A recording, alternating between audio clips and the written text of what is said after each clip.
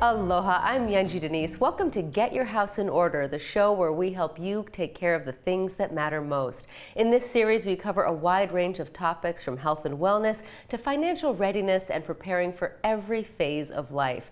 Today, we are talking about retirement, how to plan for it financially, particularly when it comes to a 401k. We're speaking with a wealth advisor today, but first, as always, I'm joined by Paulette Ito of Hawaiian Financial Federal Credit Union. So Paulette, retirement, of course, is a huge part of Get Your House in Order. Absolutely. Retirement is going to be probably one of the biggest things that you're going to be planning for in your life. And definitely you want to be prepared for the best thing that will happen to your life, which is retirement. And so tell us about the resources that you laid out to help us prepare for that part of life. We have our website, hificu.com, and people can come there to see all the resources available for Get Your House in Order. And we also created a guidebook. The guidebook is called Ho'okele. We have 3 guidebooks out now, and you can go there, and it's like a roadmap for you, a roadmap to help you get all your financial papers together. Okay, and tell us, when it comes to your 401k, I think a lot of people don't really think about it. They don't really know what to do with it. Maybe they contribute, maybe they don't, and then they kind of forget. Absolutely. When you start retirement or start planning for your retirement with your 401k, you might start it in your 30s or 40s, and you may not retire till you're 60 or 70. So that's a lot of time that will lapse. So therefore, you kind of just contribute, you forget that you have it, and then when you are ready to retire, what do you do with it? What's next? And that's what we want to get people prepared for. And tell us about the guidebook, sort of the intention overall, this past, present, and future. Why would a credit union want to care about a lot of the things that you're covering in the guidebook? Because it's not just the financial stuff. You have spiritual wellness in there, mental wellness, physical fitness. Why cover all that ground? Because what we found is that when we're working with someone's finances, it's not just their financial health that we have to take in account. We have to also take care of their physical wellness, spiritual wellness, and mental wellness, like you mentioned. It's the whole person. And when we want to help a member get back on their feet or maybe prepare for the future, this is all the things that we need to look at. Therefore, we decided to include that in our guidebooks. Well, thank you, Paulette. It is a fantastic resource. Coming up, we're going to hear from a wealth advisor on what you should be doing with your 401k and other assets to make sure you have what it takes to retire. First, though, meet someone who shares why being smart about your money now can make a huge difference later in life. Hi, everybody. I'm Caroline Kim from Honolulu, Hawaii. I've been asked to tell you and share with you a little bit about our retirement experience. One of the big things is making sure that you have an emergency fund for an unplanned event that happens to you. There are resources out here, all kinds of financial planning resources. Google has everything on the net. There's an abundance of resources for all of us to use. What I wish I would have done better in my retirement years is actually started earlier. If I had started when I was 20 instead of when I was 45, I would have had a lot longer horizon to weather the hurricanes that came along. So in 2008, when we lost roughly 40 to 50% of our allocated assets for retirement, we thought we weren't going to recover. We weren't going to have the lifestyle, the convenience, the comforts that we had planned for. But most important, do not stress. Start doing all these things today. Find your dream. Anything can happen. Be inspired and write your story now.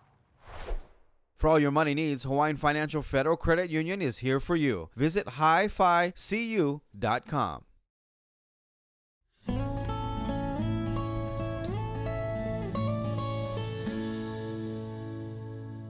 Welcome back. We're joined now by Karl Sadanaga, a wealth advisor at INPAC Wealth Solutions. So, Karl, we have had you on before, and we welcome you back because you know so much about this issue. Thanks for being here. Let's start with the basics. How does one prepare for retirement? Retirement is such an important topic, and it requires a lot of thought and consideration. And It's not just financially, but it's also emotionally too. And so the important part is having an idea of what you want to do in retirement, but thinking about finances and emotions as well. Too many times when we're looking at retirement, people are so excited about, I get a chance to golf and play pickleball and travel the world. And that's really important and exciting. But before doing that, it's important to really have a thoughtful process and to have an idea what you want to do. You must see people in all sort of walks of life that come through your doors. Tell us about folks who don't prepare properly for retirement. What are some of the pitfalls of that? Yeah, so by not adequately preparing, you risk potentially having some difficulties financially as well as emotionally. And so some of the things to really plan for is, number one, getting an idea, what is your magic number? And the magic number is, what age do you want to retire? And there should be a reason behind that, whether it's you're able to collect retirement benefits at that point, maybe it's claiming Social Security, but just having an idea what that magic number is. As you plan for retirement, you really have to think about how do you envision what a successful and fulfilling retirement is? Because that's really the blueprint of your retirement. And so, when you retire, every day is a Saturday. And as great as that sounds, are you really prepared for that? So having an idea, my purpose, what's my purpose? The other thing to prepare for is, on the financial side, is what kind of retirement savings do I have? As well as, what are my guaranteed sources of income? But also taking into account what kind of expenses do we have as well? Projected expenses such as everyday living expenses. If there's rent, there's mortgage. What about leisure and travel? But also being able to take care of things from the healthcare point of view, because that's expensive as well. And so what I tell my clients sometimes is, before you retire, maybe a year out, consider operating or living off of that budget that you have. Your projected retirement expenses, retired income, see if you can live off of that a year out. Also, if there's major expenses coming up, maybe considering trying to pay them off or use them before you actually retire. Yeah, and I love that idea of sort of like a trial run. Yes, that's really important. Yeah, having some time to go through that process. But then also too is another question you might ask is, where am I going to live? Because sometimes people decide to downsize, they decide to relocate closer to the kids. How much is that going to cost, and what's the cost of living going to be like? Yeah. Okay. How important is it to work with a financial advisor on all of this? Given that, a lot of people work, they balance their checkbook, why would you need a financial professional to help you when you've been, sort of plugging along this whole time?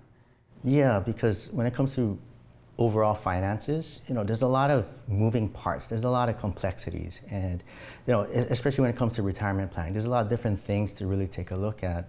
And working with a financial advisor or a financial planner will take a look at all aspects of your finances, taking a look at the cash flow, taking a look at insurance, taking a look at investments, taxes, estate planning, and the idea is to design a financial plan and to take a look into account your goals and objectives, because that's going to be really important, because retirement is such an important decision, and sometimes people, they just really don't know where to start. Also, that's just on the numbers point of view. The financial planner can give advice and he can give guidance, and then also taking into account where they can provide emotional support as well, because that's really important. All right, well, our conversation with Karl is just getting started. Stay with us. You're watching Get Your House in Order. Preparing for retirement. Retirement is a financial and an emotional decision. Not preparing leaves one vulnerable to emotional and financial difficulties. Knowing when you want to retire is the first step. What do you envision as a successful and fulfilling retirement, and what are your expected incomes and costs during retirement? The answers to these questions form the blueprint for your retirement plan. Financial instruments. Company pension plans, IRAs, and 401ks are the most common financial instruments supporting retirement. Most times, the employee determines the investment. Pre-tax contributions allow investments to grow tax deferred, while investments that are taxed upfront allow the money to grow and then be taken out tax-free in the future. A consistent contribution to a retirement fund is the most important factor.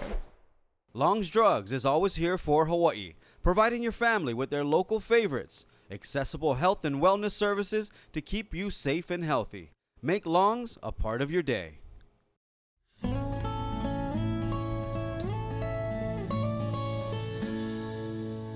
Welcome back to Get Your House in Order, where today we are speaking with Karl Sadanaga about retirement. Karl, tell us about some of the financial instruments that are there to help us prepare for retirement. Right. So there's company retirement plans, and there's also individual retirement accounts, or called IRAs. Now, when it comes to company financial plans, there's a company employer plans. There's a bunch of options. So there's the 403B, there's the SEP IRA, there's a 457. But the most common is a 401k. And basically what a 401k does, it takes salary deferrals from the employee. And so every paycheck, they're taking out a certain percentage that's earmarked for their investment account. And most times the employee will decide the type of investment. And in many cases, it's a mutual fund or it could be a target date fund. Now, the 401k, as far as the deferrals, can be tax deferred or pre-tax, or tax after tax. And so if it's an after-tax deferral, it's also known as a 401k Roth. Yeah, so when it comes to the pre-tax, it basically reduces the income for the individual, so they can potentially pay less in taxes up front. But one of the greatest advantages to the tax deferral is the investments grow tax deferred until they eventually take out money in the future. Whereas after tax or post-tax or 401k, they don't have a tax break up front, but the advantage is in time, the investments will grow and they can take out the money tax-free in the future. And that's one of the keys to having investment success is consistency. You want to continue to invest it as best as you can. And the goal is to max out, maximize the amount you can contribute, but that's not always realistic. So the idea is you invest and consistently increase your savings over time through salary reductions, but if you get pay raises, if you get bonuses, that's a chance to increase the deferral percentage. But besides the consistency, it's choosing companies that are strong with a history of performance, yeah. And ultimately, some companies will provide what's called a match, employer match, and that's to incentivize the employees to contribute more. So the key is they would have to contribute a certain amount, and they'll get the match. And so people say there's no such thing as a free lunch. Well, that is a free lunch. And so good free money there. Best as possible, they should be able to take advantage of that. Well, I think the hard thing though, especially here in Hawaii, the cost of living is pretty high. So the idea of taking money out of your paycheck, that can be painful for some, especially the younger folks who aren't really thinking about retirement. That could be 20, 30 years off. Why is it important to invest early in life? Yeah, because the earlier start, the better. And because what you're doing is you're giving yourself time for the investments to grow and compound over time. And so, that's the key is to invest consistently, which is why a 401k is such a great vehicle, because you're investing consistently, you're increasing your savings, and if invested properly, this could potentially grow into a large sum in the future. How do I know if my 401k is being invested properly, and how often should I check on it? Good question. So some 401k, some employer retirement plans will offer investment management advice. So you'll be able to talk with that person. But most of the times the employees are on their own. And that's where we're talking with a financial advisor to get some advice. Because you want to be properly diversified and also not time the market. Because that's really something that we shouldn't be doing. Right, and we see it go up and down. We've seen so much volatility in the market. So how often do you recommend, for your own heartburn, if you will, how often should you check on those numbers? You should check it at least once or twice a year. Some people say check it every quarter. That's kind of important. But the idea is you're being consistent, and if you need advice and get recommendations. But the thing is, you don't want to change it too often, because that's like market timing, and that's the last thing you want to do. Yeah. Okay. We are continuing our conversation in just a moment. We have a short break now. Stay with us. It is never too late to plan for retirement. We'll talk more about that after the break. Start early. Starting early gives your investments time to compound. Investing consistently and properly will grow your retirement savings. Working with a financial professional helps manage market volatility. Financial planners recommend checking your investments accounts at least once a year. Social Security. Claiming Social Security at the age of 62 can reduce your benefits by up to 25%, while waiting until full retirement age allows you to claim 100% of your benefits. Full retirement age allows you to continue working while collecting benefits without penalties. The retirement age that maximizes Social Security benefits is 70. Health is an important consideration when deciding when to retire. Working with a financial planner helps clarify the process so you can claim your maximum benefit. Windows Hawaii. Windows are not only designed to beautify your home, but also to make your home more secure, energy efficient, and virtually noise-proof. Contact Mario now for your free in-home estimate. 808-671-0808.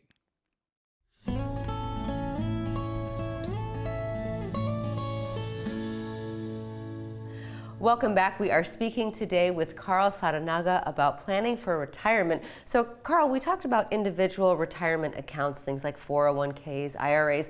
There is also, of course, Social Security. When should someone start to collect that? That's a really important decision, and it shouldn't be based just on the numbers. And so when it comes to Social Security, let me kind of take a step back and give you 3 important numbers or ages. 62 is the earliest an individual can claim Social Security. Now, by claiming early at 62, depending when the person is born, they will take a 25 to 30% reduction in benefits. Now, if the person is still working, they may want to reconsider because there is an earnings limit.